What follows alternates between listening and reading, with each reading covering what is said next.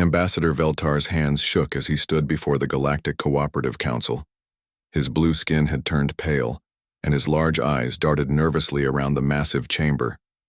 Representatives from 43 different worlds sat in there, floating seats waiting for him to speak.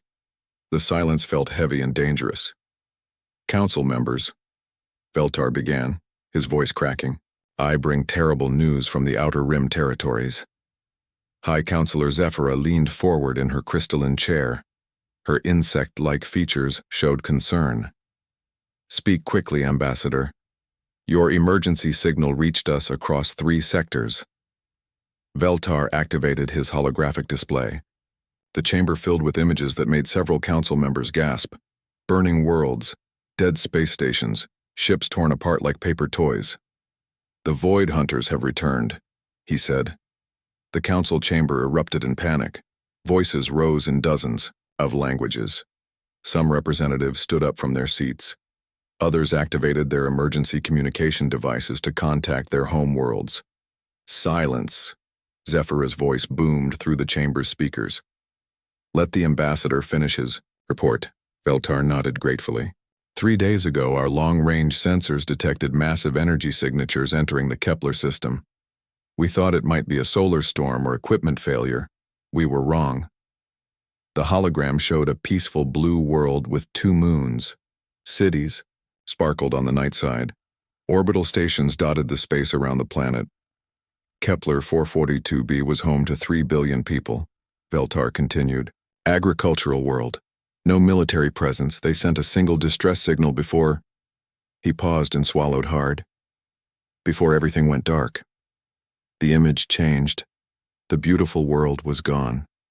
In its place was a gray, lifeless rock. The orbital stations had vanished. Even the moons looked different, smaller. The Void Hunters didn't just attack the planet, Veltar explained. They consumed it, stripped away the atmosphere, the oceans, the land itself. They fed on everything. Council member Rorth, a large reptilian being, slammed his fist on his chair's armrest. "This is impossible. The Void Hunters were defeated centuries ago. Our ancestors drove them beyond the galactic rim." "Our ancestors were wrong," Veltar replied grimly. "They didn't defeat the Void Hunters. They only made them wait, made them grow stronger." The hologram shifted again, showing a star map. Red markers indicated attack sites. There were dozens of them, spreading inward toward the galaxy's populated core. Procyon system. Gone. Beta Centauri colonies. Consumed. The Altair defense fleet tried to stop them. Veltar's voice dropped to a whisper. 200 ships. They lasted 14 minutes. Admiral Kethrin of the Altarian forces stood up slowly. His proud warrior stance had crumbled. "My fleet was the strongest in this sector. We had shield technology from 5 different worlds, weapons that could crack moons. The Void Hunters tore through us like we were nothing." "What exactly are we facing?" asked Counselor Theiss, her feathered crest rising in agitation. Veltar changed the display once more. The images showed massive mechanical creatures, each one the size of a small moon. They moved through space like living things, but their bodies were made of dark metal and pulsing energy. "The Void Hunters are not like any enemy we've faced before," Veltar explained. "They are not biological. They are not artificial intelligence as we understand it. They are something else, something hungry." "How many?" Zephyra asked. "Our best estimate is over 10,000 large vessels, with smaller support craft numbering in the hundreds of thousands. They move in coordinated swarms, learning from each battle, adapting to our weapons and tactics." The council chamber fell, silent again. 10,000 ships. Even if every world contributed their entire fleet, they might field 3,000 vessels total. "What do they want?" someone asked. "Everything," Veltar replied. "They consume matter and energy. Planets, stars, life itself. They turn it all into more of themselves. If they reach the core worlds..." He didn't need to finish. Everyone understood. The Galactic Cooperative, thousands of years of peace and cooperation between different species, would end. Every world, Every culture, every person would become food for the Void Hunters. We need a plan, Zephyra said. Options, strategies. For the next hour, the council discussed possibilities, evacuation plans, defensive strategies, diplomatic solutions. None of them seemed realistic. The Void Hunters had never communicated with any species. They simply consumed and moved on. Finally, Admiral Catherine spoke up again. There is one option we haven't discussed. The chamber grew quiet. Everyone looked at the battle-scarred veteran. The Terrans, he said simply. Several council members made sounds of disgust or fear. Others looked confused. You mean the Deathworlders from Sol 3? Asked Counselor Thys. The humans? They joined the cooperative 30 years ago, Catherine continued. But they've kept to themselves, maintained their own separate military, built ships that our engineers said were unnecessarily aggressive and overly militarized. For good reason, Counselor Roth snapped. Their homeworld is a nightmare. Poisonous atmosphere, deadly weather, predatory creatures everywhere. The species that evolved there? He shuddered. They think everything is a threat to be eliminated. Maybe that's exactly what we need, Admiral Catherine replied quietly. Zephyra considered this. The humans were strange, that much was true. Most cooperative species had evolved on gentle worlds with mild climates and peaceful ecosystems. Earth was different, Earth was violent, and the creatures that came from Earth reflected that violence. They've never been tested in real combat, another council member pointed out. Neither had my fleet, Catherine replied bitterly. Veltar looked around the chamber. I've read the reports about human military doctrine, their weapons specifications, their training methods. He paused. They scare me. But right now I'm more scared of the Void Hunters. The humans have been building ships for 30 years, Catherine added. Ships that made our military advisors nervous. They said human weapons were designed to fight enemies that didn't exist. Maybe they were wrong. Maybe the humans knew something we didn't. The debate continued for another hour. Some council members argued that asking the humans for help would be admitting weakness. Others worried that involving the Deathworlders might cause as much damage as the Void Hunters themselves. Finally, Zephyra called for a vote. All in favor of requesting military assistance from the Terran government? Hands, claws, tentacles, and various other appendages rose around the chamber. The count was close, but the motion passed. Ambassador Veltar, Zephyra said formally, you are authorized to contact Earth Command and request immediate military support against the Void Hunter threat. Veltar nodded and activated his communication array. The signal would take several minutes to reach the Sol system, even using quantum transmission technology. Earth Command, this is Galactic Cooperative Emergency Frequency Alpha 7, he began, his voice steadier now that the decision was made. Priority 1 distress call. We are facing an existential threat to all cooperative worlds. We need your help. The message disappeared into the quantum void, racing toward a small yellow star and the violent blue world that orbited it. Now all they could do was wait and hope that the Deathworlders would answer their call, and hope that asking for help from humanity wouldn't prove to be a mistake worse than the Void Hunters themselves. Admiral Sarah Chen was drinking her morning coffee when the universe changed forever. She sat in her command chair aboard the UN Indomitable, reading routine patrol reports from the outer Sol system. The massive dreadnought floated in Luna's shadow, one of dozens of human warships docked at the sprawling shipyards that surrounded Earth's moon. Admiral, called Lieutenant Torres from the communications station, we're receiving a priority transmission on the Galactic Cooperative Emergency Frequency. Chen raised an eyebrow. In 30 years of cooperative membership, Earth had never received an emergency call. The aliens generally ignored humanity, treating them like dangerous but useful neighbors who should be left alone. Put it through, she ordered. Veltar's scared voice filled the bridge. Earth Command, this is Galactic Cooperative Emergency Frequency Alpha 7, Priority 1 distress call. We are facing an existential threat to all cooperative worlds. We need your help. The bridge fell silent. Chen set down her coffee cup and leaned forward. Need our help? She repeated quietly. Torres, get me everything we have on current cooperative military activities, and patch me through to Earth Command immediately. Within minutes, Chen was in a secure quantum link with Fleet Admiral Harrison at Earth Command. The gray-haired veteran's face appeared, on her screen looking as surprised as she felt. Sarah, are you seeing this intelligence data? Harrison asked without preamble. Looking at it now, sir. Chen's eyes scanned the information flowing across her secondary screens. Void hunters. Never heard of them.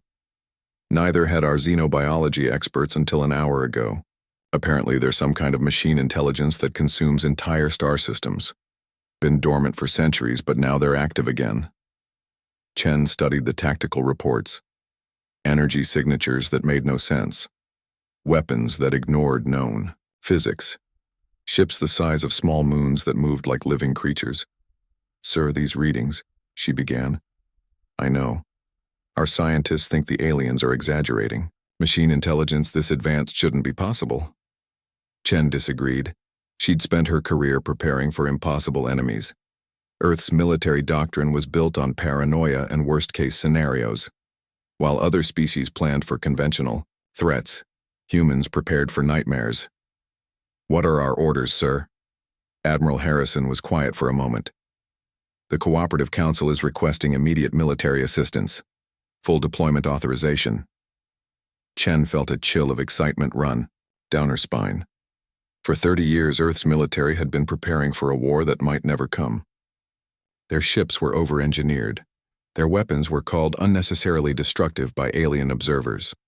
Their training scenarios were considered extremely paranoid by cooperative military advisors. Maybe it was time to find out if the aliens were right. Admiral, Chen said carefully, are we talking about a full fleet deployment? Everything we have, Sarah. The President signed the authorization 20 minutes ago. Operation. Guardian Shield is now active. Chen's pulse quickened. Guardian Shield was Earth's ultimate contingency plan. Total war mobilization. Every ship, every weapon, every resource focused on a single objective. Time to deployment, sir? You have 6 hours to get the home fleet moving. The colonial fleet will follow in 12 hours and the reserve fleet in 18. Sarah. Harrison paused. The aliens sound scared. After the connection ended, Chen sat alone for several minutes, thinking. The Galactic Cooperative had 43 member species, thousands of years of advanced technology, military fleets that had kept peace across the galaxy for centuries, and they were scared enough to call Earth for help. Torres, she finally called, send a fleet-wide alert. All ships to battle stations. Begin immediate departure preparations. Yes, ma'am. What should I tell the crew? Chen smiled grimly. Tell them we've got work to do. The next 6 hours transformed Luna shipyards from a peaceful construction facility into a hive of controlled chaos. 120 human warships prepared for their first real combat deployment. Cargo vessels loaded ammunition that had been in storage for decades. Fuel ships topped off fusion reactors that had never been pushed to full power. Chen watched. It all from her command bridge. The UEN Indomitable was humanity's flagship, a 2-kilometer-long monster that carried enough firepower to glass a planet. Around her, the rest of the home fleet prepared for war. The UEN Retribution, Chen's sister ship, bristled with experimental railguns that fired projectiles at significant fractions of light speed. The UEN Vengeance carried antimatter torpedoes that could crack moons in half. The smaller destroyers and cruisers each packed enough destructive power to level continents. Admiral, called Commander Rodriguez from the tactical station, we're receiving updated intelligence from cooperative sources. The main screen lit up with battle reports from the outer rim. Chen studied the data with growing concern. The Void. Hunters weren't just powerful, they were smart. They adapted to enemy tactics in real time. Weapons that worked in one battle were useless in the next. Ma'am, Rodriguez continued. Based on these reports, the enemy has already destroyed over 60% of the Cooperative's outer defense fleets. Chen nodded. What's our estimated time to the combat zone? 48 hours at maximum jump, Speed. Too slow. The aliens will be dead before we arrive. Chen thought for a moment.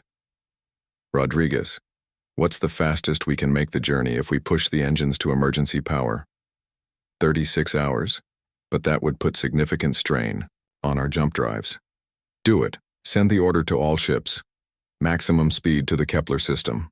As the human fleet prepared to jump to hyperspace, Chen addressed her crews over the ship-wide communication system. Attention all hands. For 30 years we've been preparing for this moment. The galaxy has a problem that conventional forces can't handle. Machine intelligences that consume worlds. Enemies that adapt to any weapon, any tactic. She paused, looking out at the stars through the bridge's main viewport. The aliens think these void hunters are unstoppable. They've never seen what humans can do when we stop holding back. Today we show them why Earth builds weapons that scare peaceful species. Today, we remind the galaxy why predators from Deathworlds don't run from monsters. The fleet began jumping to hyperspace, one ship after another disappearing into the swirling energy of faster-than-light travel. Chen's ship was the last to go. "Ma'am," Torres called from his station. "We're receiving another transmission from the cooperative. They're asking for our estimated arrival time and fleet composition." Chen considered her response. The aliens were probably expecting a small force, a token gesture of support. Maybe a dozen ships with conventional weapons and standard tactics. "Tell them Earth is sending appropriate backup," she replied. "That's all, ma'am?" Chen smiled as her ship entered hyperspace. "That's enough." Behind them, Luna's shipyards continued working at full capacity. The colonial fleet was already preparing to launch, followed by the reserve fleet. If the Void Hunters wanted a fight with humanity, they would get one. But first, Admiral Chen and her ships had to survive the journey to the combat zone. 36 hours through hyperspace, pushing their engines beyond safe limits, racing against time to reach an alien battlefield where the impossible had already happened. The Galactic Cooperative had asked for backup. Earth was about to show them what that meant. The human fleet dropped out of hyperspace at the edge of the Kepler system, and Admiral Chen immediately knew they were too late to save the planet. Her main screen showed a graveyard where a thriving world had once existed. "My God," whispered Commander Rodriguez. Where Kepler 442b had been, only scattered asteroids remained. The gas giant in the outer system looked half its original size, its colorful clouds replaced by ugly brown scars. Massive mechanical shapes moved through the debris field like metallic whales feeding on cosmic plankton. "Sensor report," Chen ordered, forcing her voice to remain steady. 847 contacts, Admiral," called Lieutenant Torres. "Void hunter vessels ranging from frigate class to—" He paused, double-checking his readings. "Ma'am, the largest signatures are off the charts. Some of these things are bigger than our space stations." Chen studied the tactical display. The Void Hunters moved in complex patterns, their ships flowing around each other like a school of fish. Smaller vessels darted between the giants, harvesting material from the destroyed planet and feeding it to the larger craft. "Any sign of survivors?" "Yes, ma'am. I'm detecting approximately 300 civilian ships hiding in the asteroid belt. They're running silent, trying to avoid detection." Chen felt a surge of relief.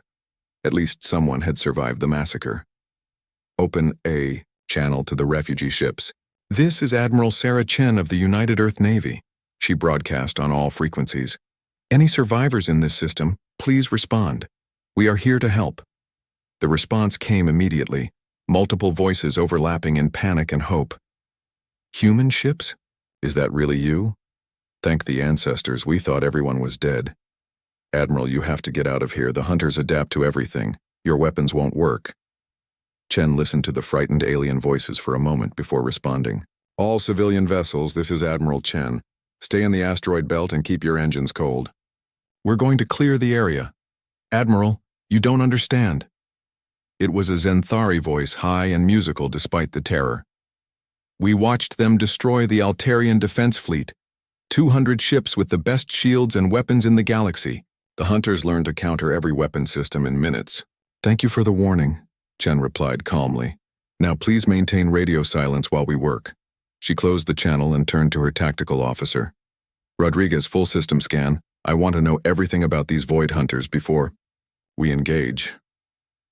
The sensors worked for several minutes, painting detailed pictures of the enemy fleet. The machines were unlike anything in human databases. Their hulls seemed to shift and change shape as Chen watched. Energy patterns flowed across their surfaces like living neural networks. Admiral, Rodriguez reported, the enemy vessels appear to be using some kind of adaptive armor. Their hull composition changes in response to incoming energy signatures. Weapons. Analysis? Unknown energy types, ma'am. The aliens weren't exaggerating. These things are using physics we don't understand. Chen nodded. The Void Hunters were clearly advanced beyond anything humanity had encountered. Their technology made the Cooperative's weapons look primitive. In a conventional engagement, the human fleet would probably lose. Fortunately, Chen had no intention of fighting conventionally. All ships, this is Admiral Chen, she broadcast to her fleet. Execute Formation 7. Prepare for aggressive negotiations. Around her, the human fleet began to spread out in a complex three-dimensional pattern. Ships that had been designed to work together moved into positions that maximized their combined firepower, while minimizing their exposure to return fire. Ma'am, Torres called from communications. We're receiving a transmission from the lead Void Hunter vessel. They're trying to communicate? Chen asked, surprised. No, ma'am, they're broadcasting some kind of data stream. Our computers are trying to decode it. Chen frowned. Cut all network connections to our main systems. Route that signal through. An isolated terminal only. A few moments later, Rodriguez looked up from his station with a grim expression. Admiral, our computers have translated part of the transmission. It appears to be a catalog. A catalog of what? Us, ma'am. The Void Hunters are cataloging our ships, our weapons, our crew composition. They're preparing countermeasures. Chen felt a cold anger settle in her chest. The machines weren't just harvesting worlds. They were studying her people like specimens in a laboratory. How long until they finish their analysis? Unknown, but based on what happened to the Altarian fleet, probably less than 10 minutes. Chen made her decision. All ships execute immediate attack pattern Alpha 7. Target the harvesting operations first. Ma'am, Rodriguez looked concerned. Shouldn't we wait for them to finish analyzing our weapons? If we attack now, we get 10 minutes of using weapons they don't understand. Chen interrupted. After that, we switch to weapons they've never seen before. And after that, we use weapons that don't exist yet. She activated her fleet-wide command channel. All ships, this is Admiral Chen. The enemy thinks they can catalog our weapons and develop countermeasures. They're about to learn why Earth designs redundant systems for everything. Commence firing. The human fleet opened fire simultaneously. Railguns launched projectiles at 17% of light speed. Particle beam weapons carved through space with focused streams of accelerated atoms. Missile pods released clouds of smart warheads that maneuvered independently toward their targets. The first salvo was devastating. Void Hunter vessels that had absorbed the full firepower of alien fleets without damage suddenly found themselves overwhelmed. Railgun projectiles punched through their adaptive armor like paper. Particle beams sliced mechanical limbs from the larger harvesters. Antimatter warheads created miniature suns where they impacted. For 8 minutes and 37 seconds, the human weapons worked perfectly. Void Hunter ships died by the dozens, then the machines adapted. Admiral, Rodriguez called out. Enemy vessels are reconfiguring their armor. Our railgun rounds are bouncing off. Chen watched her tactical display as the Void Hunters began to fight back. Their weapons were as alien as their technology. Energy beams that twisted space itself, projectiles that seemed to exist in multiple dimensions at once. Phase 2, Chen ordered. Switch to exotic matter weapons. The human ships seamlessly transitioned to their secondary weapon systems. Suddenly, the space around the Void Hunters filled with energy types that violated several fundamental laws of physics. Gravity bombs created localized black holes that crushed enemy vessels. Quantum torpedoes existed in multiple states simultaneously, making them impossible to defend against. The Void Hunters adapted again, but it took them longer. This time, 12 minutes before their countermeasures became effective. Phase 3, Chen announced. Deploy experimental weapons. Now the human ships revealed weapons that existed only in prototype form. Dimensional rifts that cut enemy vessels out of normal space entirely. Temporal displacement bombs that erased targets from the timeline. Something called Project Hellfire that reversed the molecular structure of anything it touched. Chen watched with satisfaction as a Void Hunter dreadnought simply turned inside out and collapsed into a sphere of twisted metal. Admiral Torres reported with barely concealed excitement. The refugee ships are trying to contact us again. Put them through. Admiral Chen, it was the same Zenthari voice from before. What are you doing to them? Our sensors are detecting energy types that shouldn't exist. Standard human military doctrine, Chen replied. Always have a backup plan for your backup plan. The battle continued for another 20 minutes. Every time the Void Hunters adapted to human weapons, the fleet switched to something else. Chen's ships carried enough different weapon systems to fight 6 completely different battles. Finally, the space around Kepler was quiet. Debris from 847 Void Hunter vessels drifted slowly through the system.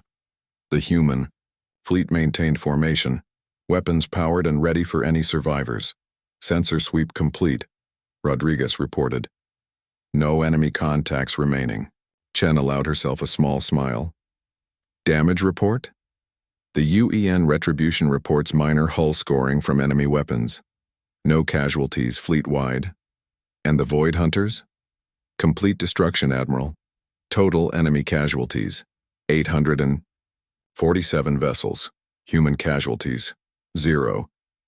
Chen opened a channel to the refugee ships. All civilian vessels, this is Admiral Chen. The area is now secure. You may power up your engines and begin rescue operations for any additional survivors. The response was immediate. Dozens of alien ships emerging from hiding places throughout the asteroid belt. Their transmissions filled with a mixture of gratitude, amazement, and fear. Admiral, one of the alien captains called. How is this possible? The Void Hunters destroyed our most powerful fleets. Chen considered her response. The truth was that humans built their weapons to fight enemies that didn't exist. They prepared for impossible scenarios and planned for unwinnable battles. When the impossible finally arrived, Earth was ready.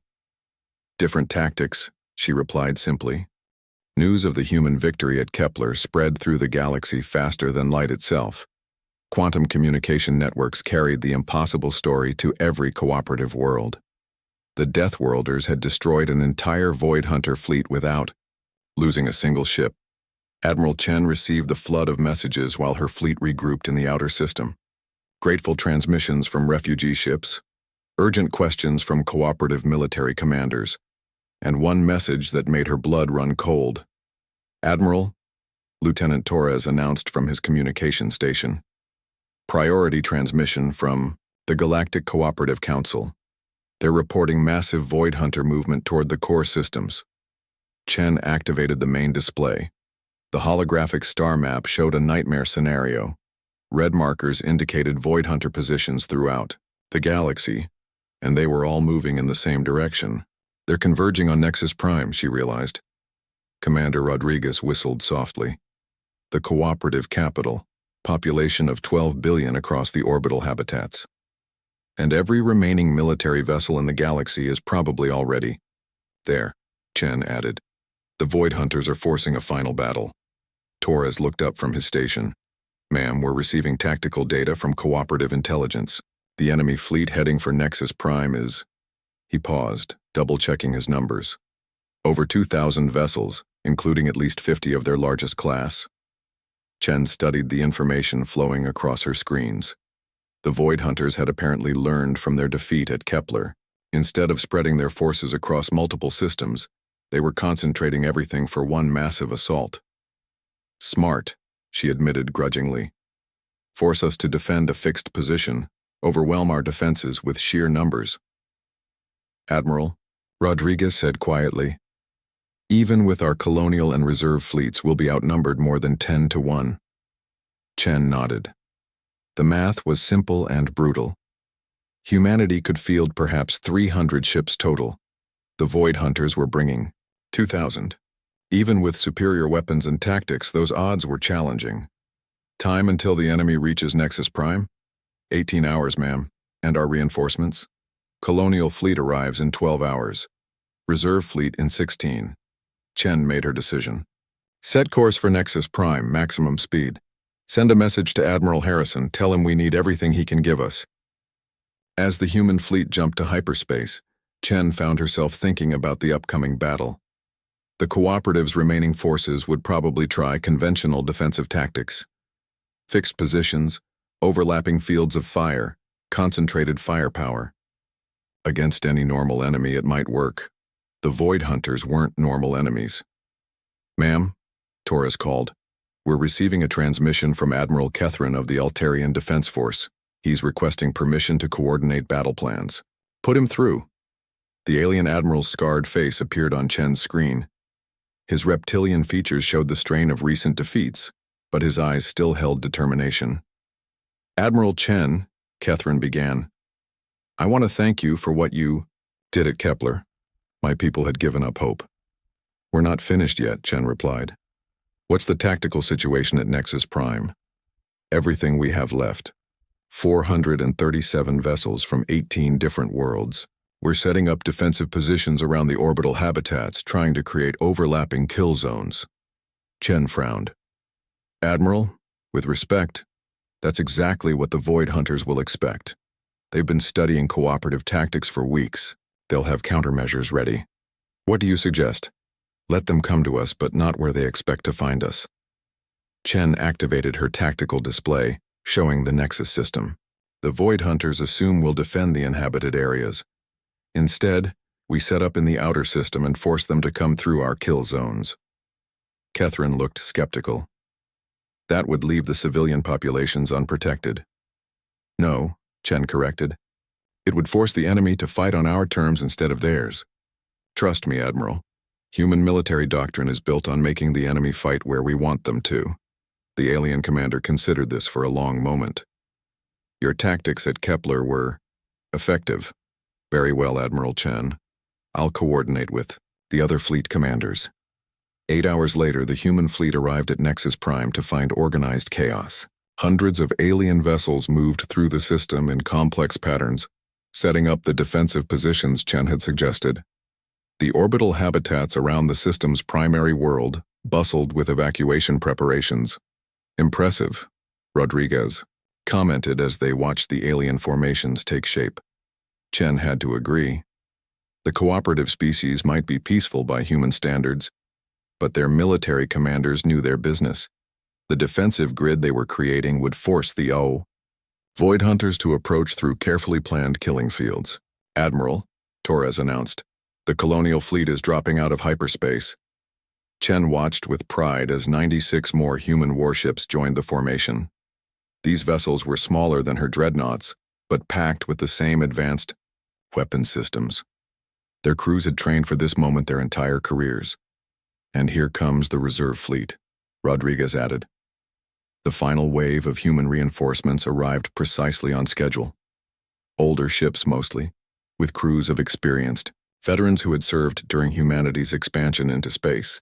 They might not have the latest weapons, but they knew how to use what they had. Final count? Chen asked. 287 human vessels, Torres reported. Combined with cooperative forces, we have 724 ships, total. Still outnumbered nearly 3-1, but much better odds than Chen had expected. Ma'am, Torres continued, we're receiving a priority transmission from the Nexus Prime Council. They're requesting immediate evacuation of all civilian populations. Chen opened the channel. Council members, this is Admiral Chen. Evacuation is not necessary. The response was immediate and panicked. Admiral, our analysts predict massive casualties even if we win. The battle will devastate this entire system. Not if we do this right, Chen replied calmly.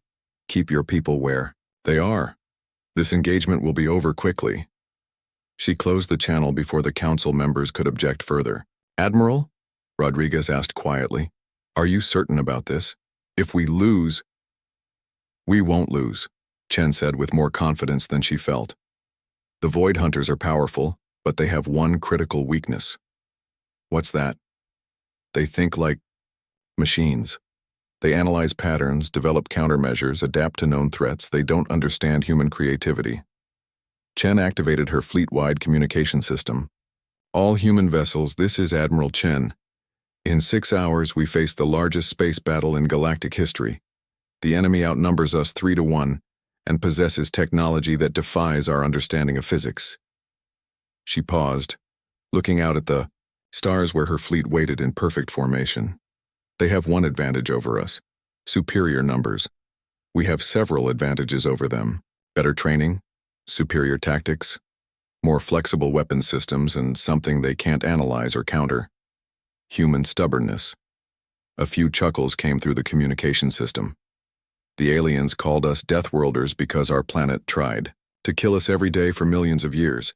We survived by being too stubborn to die and too mean to quit.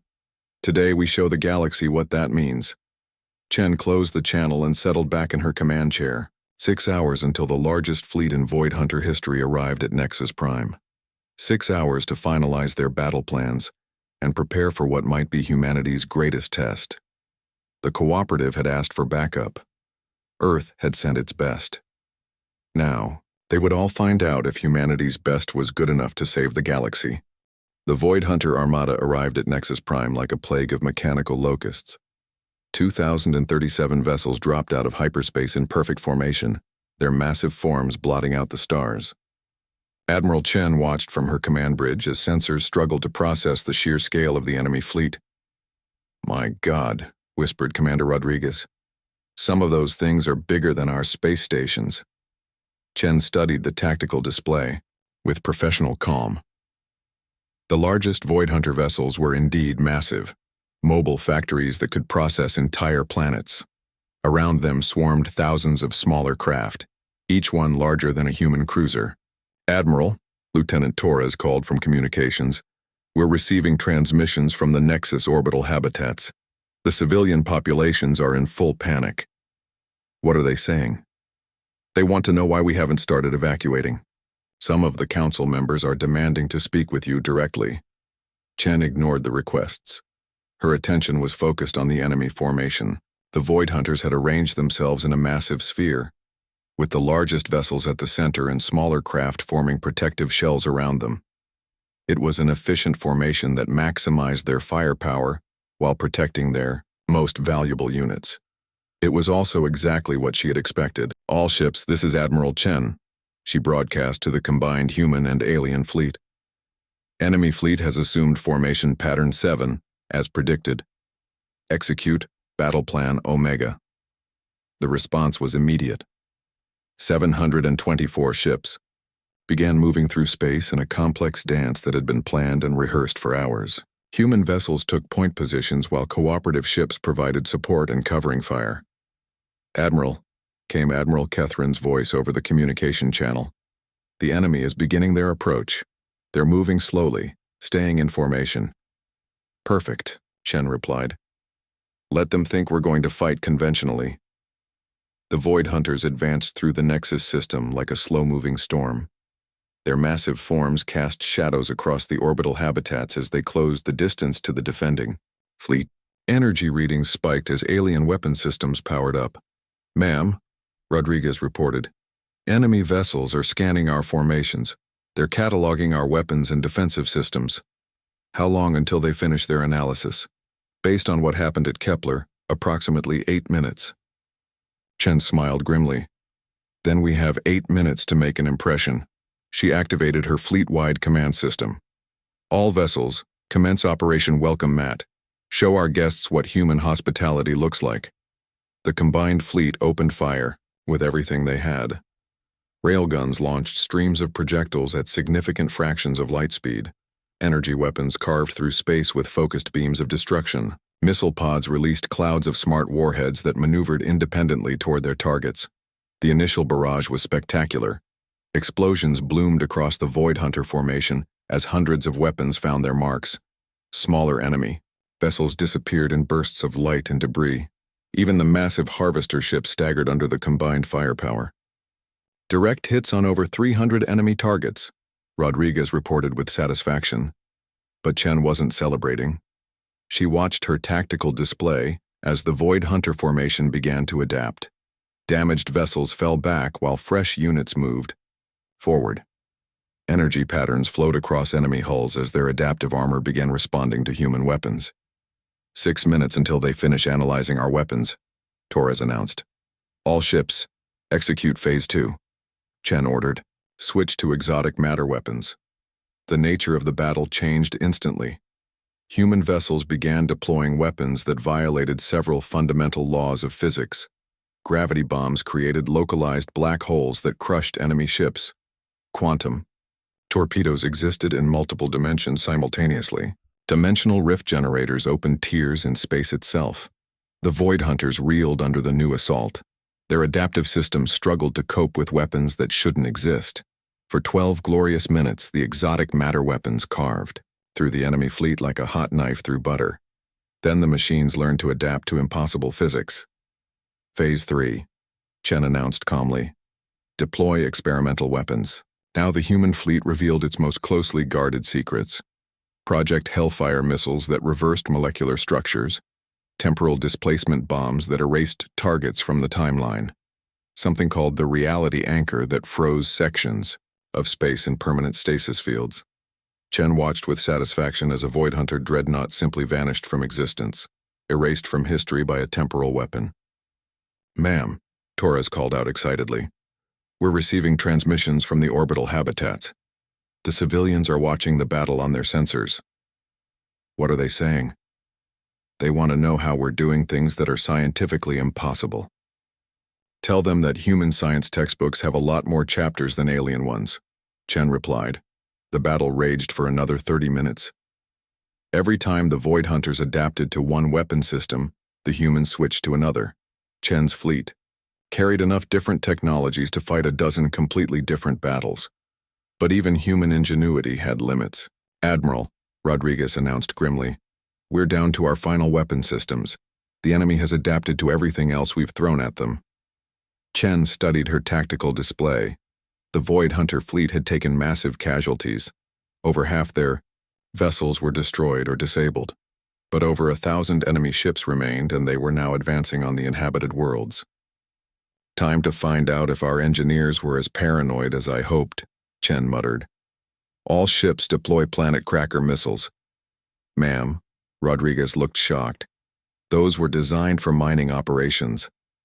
I know, but they were designed by humans, which means they're probably over-engineered for the job. The planet cracker missiles had been developed to break apart asteroids for mineral extraction. Each warhead contained enough exotic matter to destabilize molecular bonds across a cubic kilometer of space. They were considered too dangerous for military use. Chen had requisitioned them anyway. The missiles streaked toward the remaining Void Hunter vessels, each one carrying enough destructive power to crack a small moon. The enemy tried to intercept them, but the planet crackers had been designed to penetrate solid rock. Enemy point defense systems might as well have been throwing pebbles. The explosions were visible from the orbital habitats. Dozens of Void Hunter vessels simply came apart at the molecular level, their matter converting to energy in brilliant flashes that briefly outshone the system's star. Jesus, Rodriguez breathed. Ma'am, those weren't mining tools, those were weapons of mass destruction. No, Chen corrected. Those were mining tools designed by paranoid humans who assumed they might need to mine while under hostile fire. The remaining Void Hunter vessels tried to regroup, but they were facing something they had never encountered before. An enemy that had prepared for literally every possible scenario. When their adaptive armor learned to resist planet crackers, the humans deployed quantum cascade bombs.